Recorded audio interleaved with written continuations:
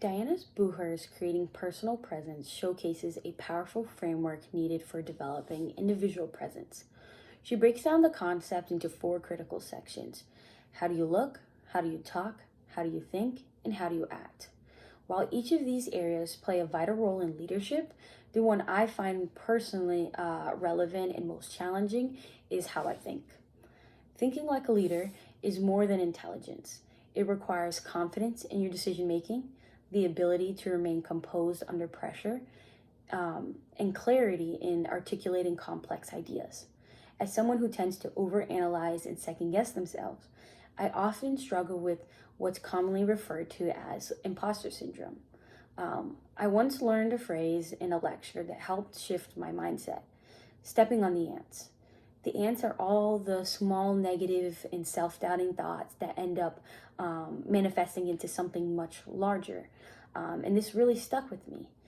So now, whenever I notice myself spiraling in doubt, I physically ground myself by tapping my feet on the ground as a way to step on the ants and refocus my energy and remind myself that overthinking can be redirected. If I can overthink negative outcomes, what's stopping me from overthinking the best case scenario or positive thoughts? In this practice ties directly into Brown's work on vulnerability. Brown emphasizes that vulnerability is not a weakness, but rather a place of courage, connection, and authenticity. As a leader, we cannot lead effectively if we're paralyzed by fear or the fear of being wrong or rejected. Embracing vulnerability means having courage to speak up even when we're uncertain, to show up fully when we feel exposed. It also transforms how we connect with others. Vulnerable leaders are more empathetic, more attuned, and ultimately more effective. Because by acknowledging our imperfections, we make space for others to do the same, which creates an environment grounded in trust and mutual respect.